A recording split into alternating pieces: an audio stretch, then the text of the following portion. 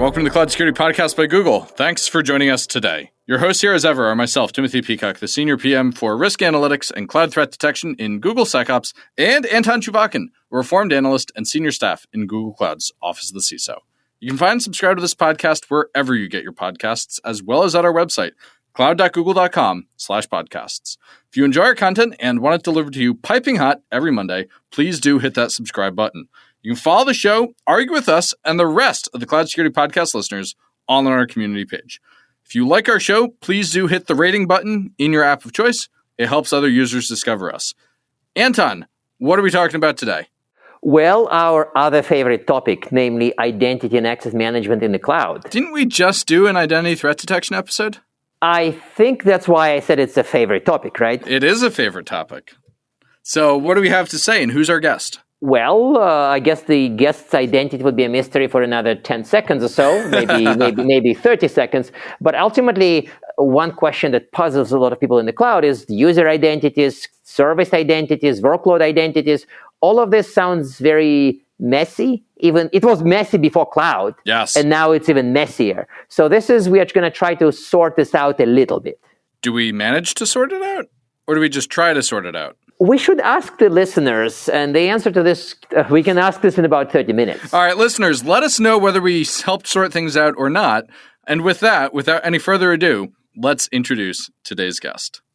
Listeners, I'm delighted, truly delighted to introduce today's guest. Today we are joined by a dear friend of mine, Dor Flettel, founder and CEO of Spera Security, now a Senior Director of Product Management in Okta, and a former member of the Security Command Center team here at Google. Dor, delighted to have you on the show today. Same here, team. I'm so happy that we can make it work. It was we always spoke about doing that, so I'm just happy that now is the right time. Dor, we like to say with a little bit of self-importance, which for you and me is the normal amount, that identity is the new perimeter, and that identity is, quote, hugely important in the cloud. Why is that? And could you give us the nuance on that? Because I think we both know that in our bones. Help everybody know that. In general, identity, like many things in security, is there in the friction point of productivity, user experience, ease of use, and security. Like the easiest would be to lock everyone down, but we need to somehow generate revenue. And identity is really in the core of those two. So I'll actually break it simply by technology. We're talking in identity about authentication and authorization. What has changed now in the cloud and SaaS? So authentication, it just became so much easier and so much more vulnerable. In the past, you had a badge to get to an on-prem area. You had the network, routers, gateways, a lot of stuff and other security perimeters that today, just like Tim's email address and Gmail password is what makes me be accessible to so many things that Tim now owns. So that's on the authentication side. On the authorization side, the complexity of the cloud and SaaS environment, the fragmentation, and actually ease of adoption in the business of all that is actually what made authorization the wild, wild west. And it's just very hard. It was always hard, just became now much more vulnerable in the cloud world to give the right amount of access, to have the right amount of business risk. So it's harder to monitor, very complicated, convoluted for security teams and the business owners to actually know what's happening and also understand how to downsize to the right level in a way that AWS, for example, is so different than Salesforce, so different than Google Workspace in the permission models. Totally. And that just made the entire attack path so much easier, from penetrating to what are you accessible to once you penetrate.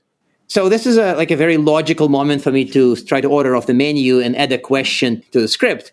And it's because of my recent obsession with trying to figure out what it means to do IAM right. I think one of the things you mentioned in your response is complexity and how things changed. And so if somebody wakes you up at 3 a.m. and says, hey, can you tell me how to do IAM right? What would you answer? In the cloud, in a modern environment, what does it mean to do IAM right? Yeah, I think it has to do with the right amount of, there are two different types of access here you can talk about. You can talk about the different life cycle of an identity, from provisioning to ongoing usage to decommissioning which is the first life cycle. And there is a second life cycle, which is very much security oriented, which is pre-breach and post-breach. That's how we cover so many things in security.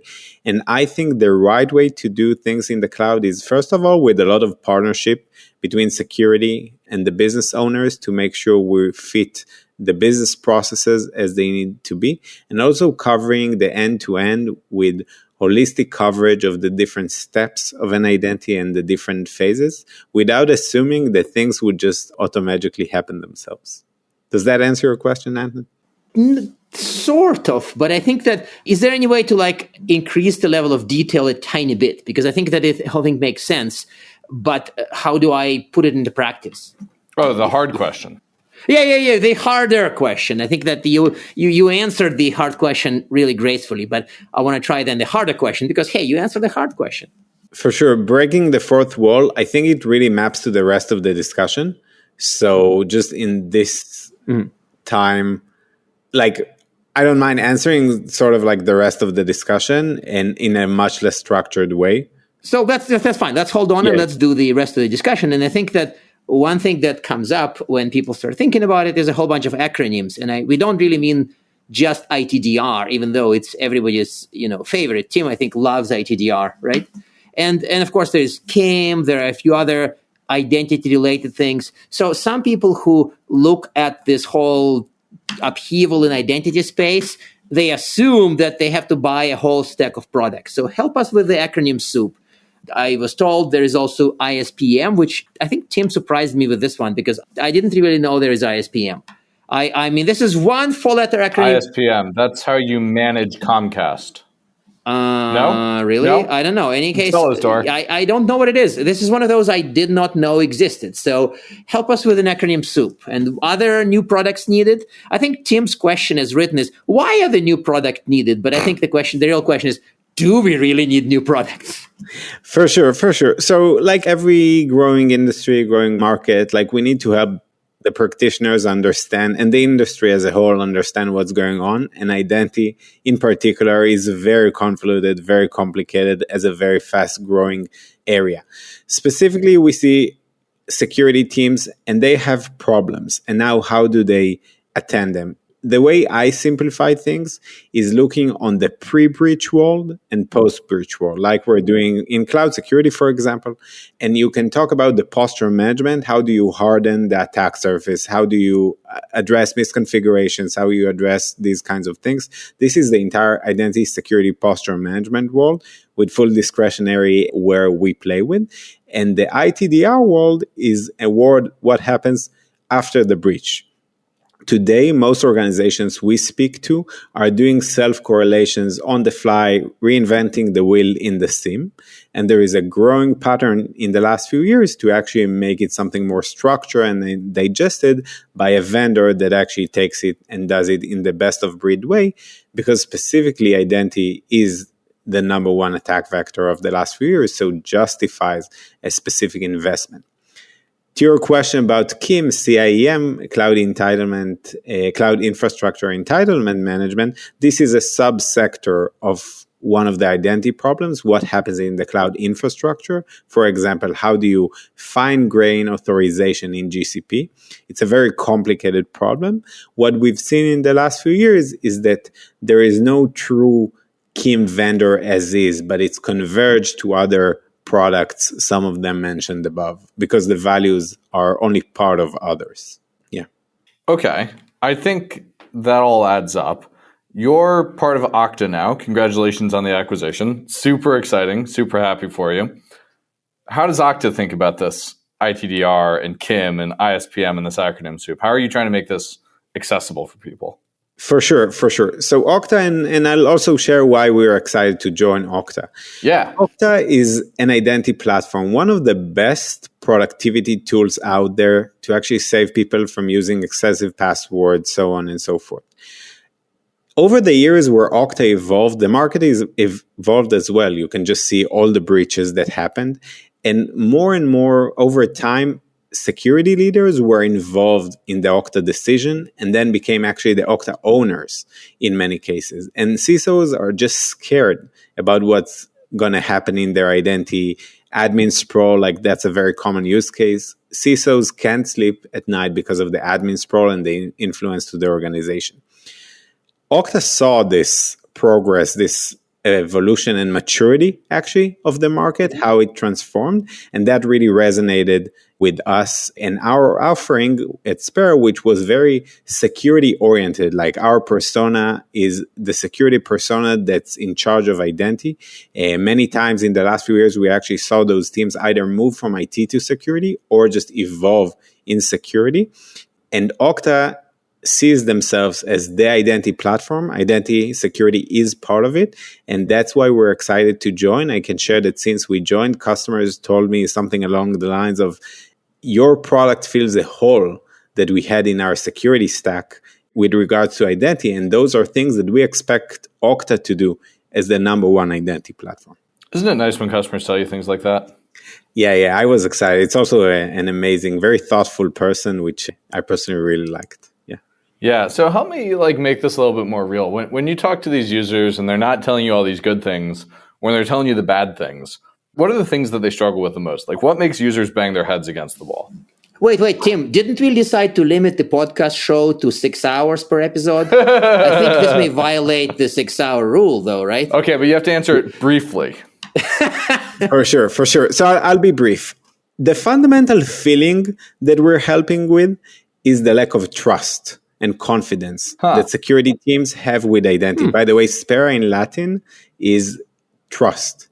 And that's what they're worried by. Specifically, what are the attack vectors that they're experiencing? Admin sprawl is a huge thing. Like the time to impact on the stock price from an admin account takeover is just very short. A second one is MFA bypasses.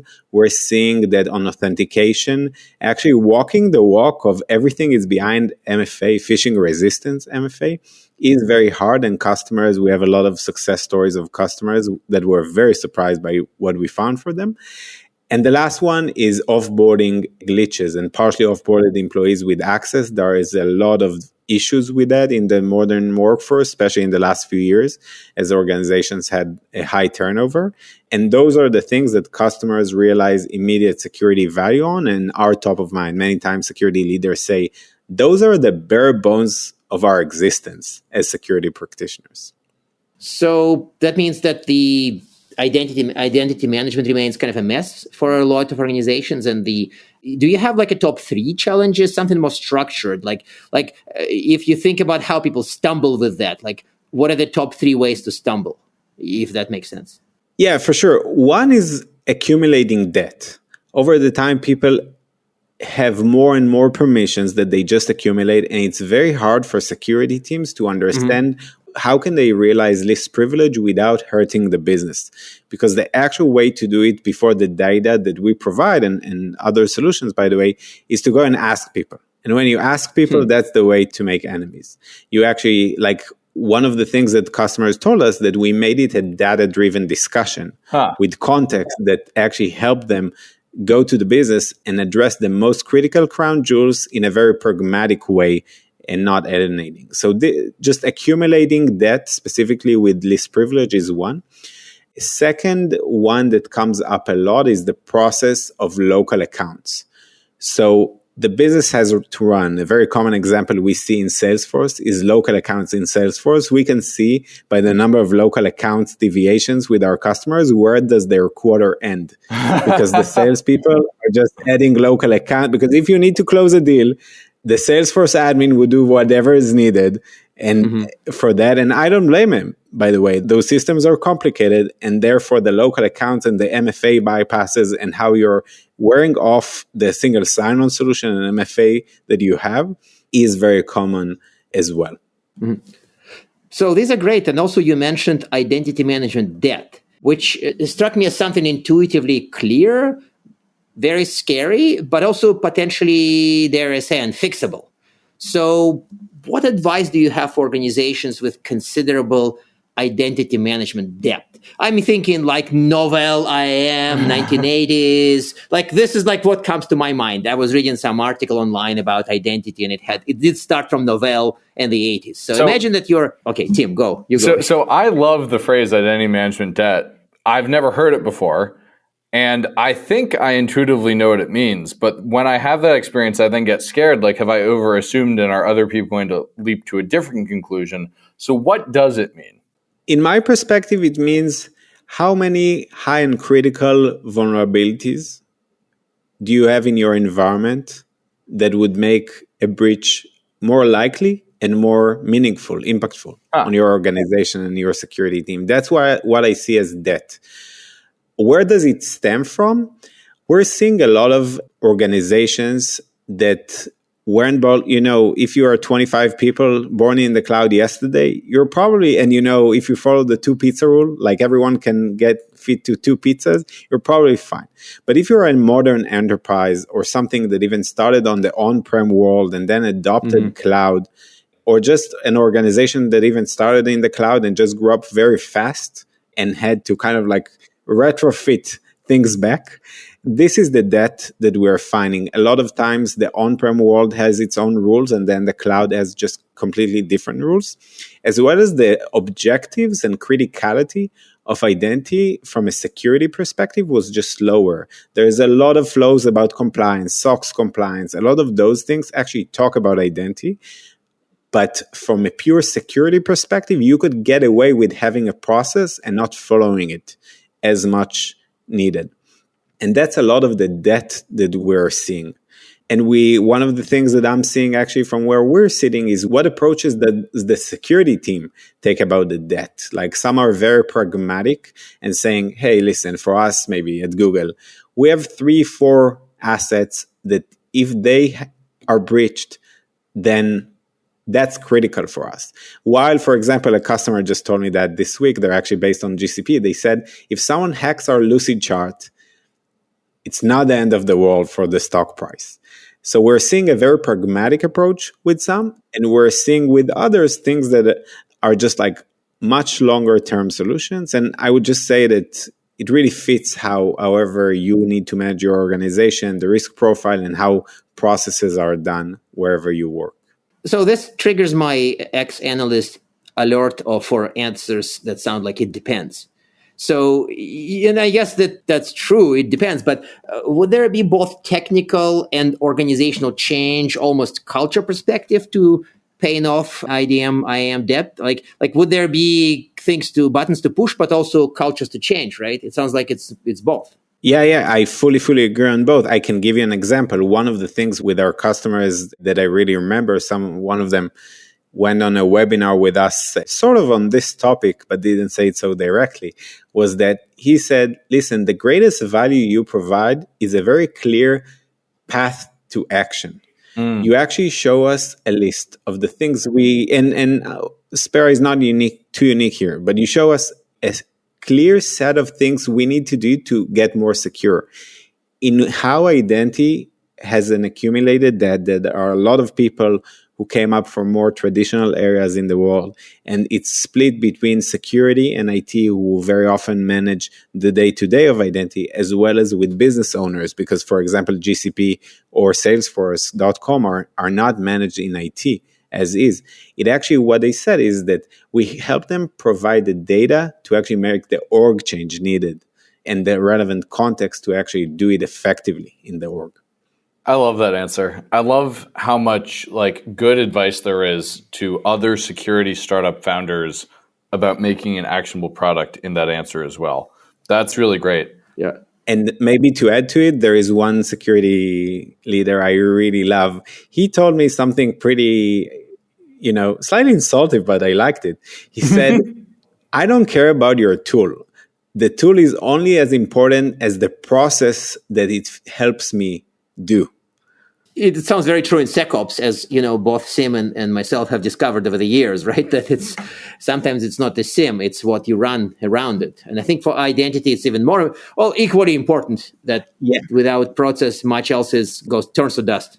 Yeah, and identity specifically, and you can look into, you said Novell earlier, like things in identity, manager approvals, all those things, they are process heavy in their nature. So that's whenever you can simplify something, just like the accumulated hours that you're saving are enormous. So that's really interesting about debt. But one question I want to think about is, when you were designing your startup, there's a lot of parts of this problem you could have picked at. You could have looked at user identities, service accounts, API keys, secrets management generally. Why did you pick humans versus machine? How did you think about that decision? What's the story there? Yeah, for sure. The short question is we ask customers. Oh, what do you care? Why didn't I think of that? Yeah, what do you care about? Obviously, everything is important. Obviously, customers, if they had a magic wand, there was one vendor that could solve the entire universe of problems and make them coffee. But with that in mind, would you like us to start? That's how we positioned it. And they said that by far the human side, they felt is more vulnerable, also related to existing compliance issues they have that they anyways have to solve. So that really directed us. Today, we already cover non-human like API keys and stuff like that, but that came slightly later. I would say that in general, talking about that, the entire space of identity has a lot of that. Actually, handling those identities is one of them, because in the past, service accounts, for example, which you mentioned, is something that didn't really have a way to be represented in a good way.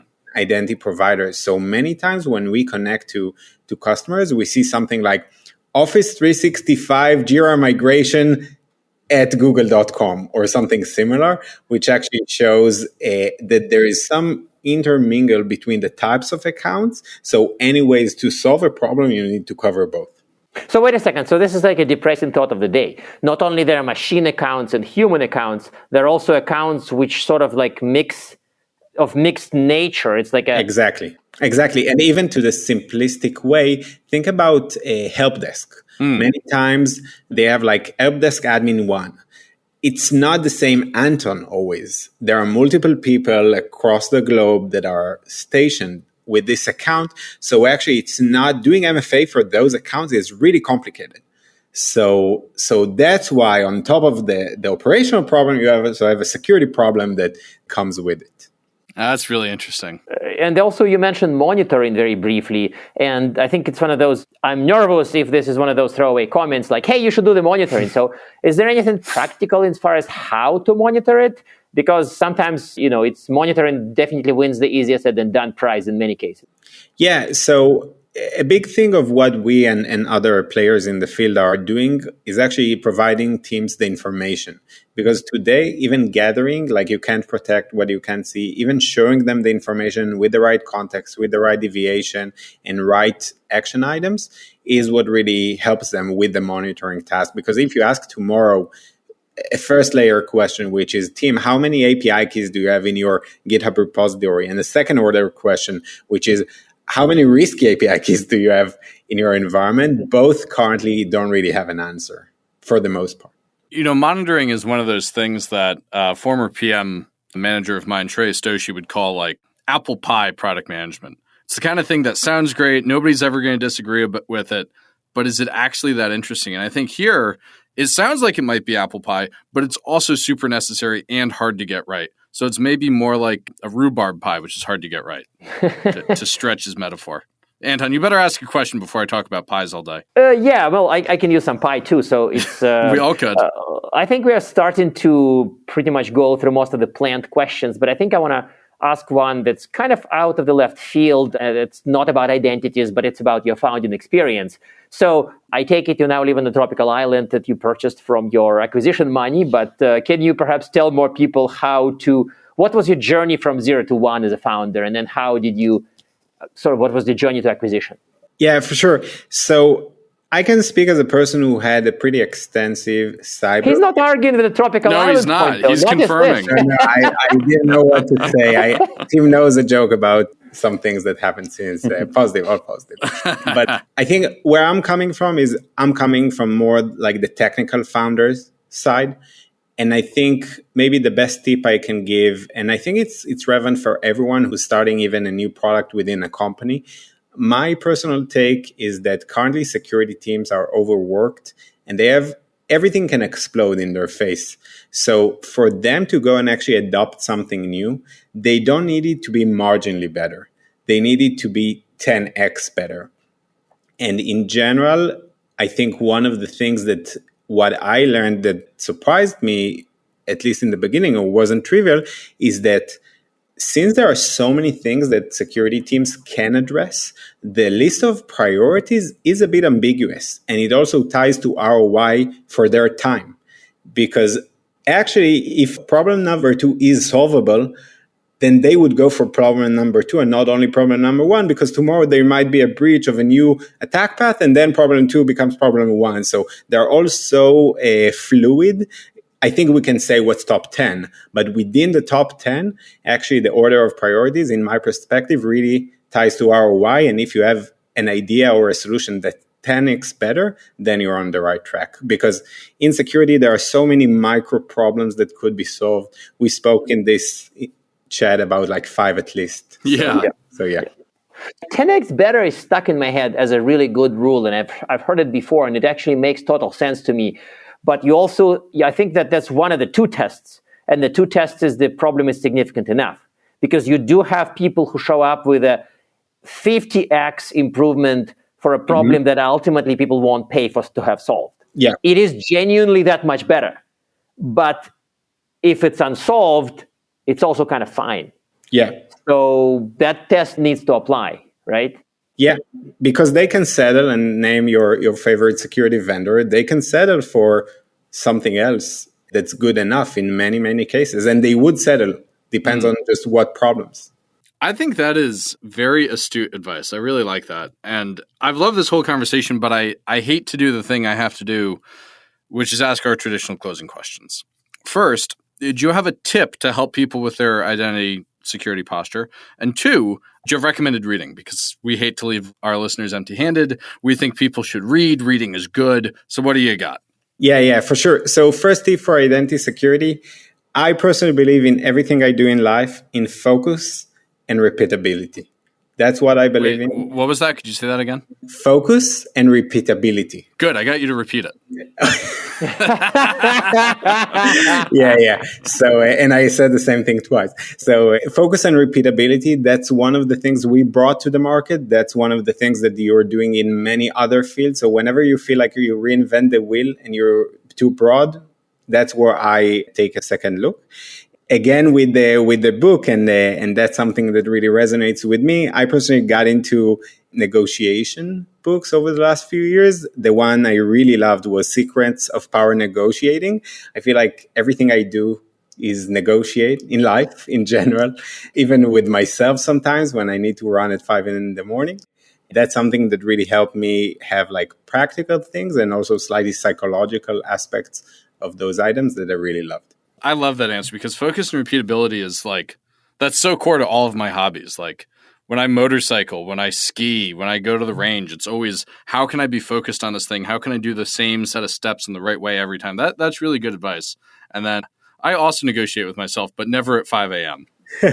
Yeah, even with ski, I sometimes think like, would I have an easy mode in my life? Like when I ski, I always think I should have done this turn better or placed my weight on that ski slightly more. So again, focus on repeatability. Yeah. Well, Dor, I can't thank you enough for joining us today. I'm so happy for the outcome with your startup. Really impressed with what you've done since being on the team here at Google. And thank you for joining us here on the podcast. Thank you for having me. And now we are at time. Thank you very much for listening and, of course, for subscribing. You can find this podcast at Google Podcasts, Apple Podcasts, Spotify, or wherever else you get your podcasts. Also, you can find us at our website, cloud.withgoogle.com/cloudsecurity/podcast. Please subscribe so that you don't miss episodes. You can follow us on Twitter, twitter.com/cloudsecpodcast. Your hosts are also on Twitter at Anton_Chuvakian and _Team Pico. Tweet at us, email us, argue with us, and if you like or hate what we hear, we can invite you to the next episode. See you on the next Cloud Security Podcast episode.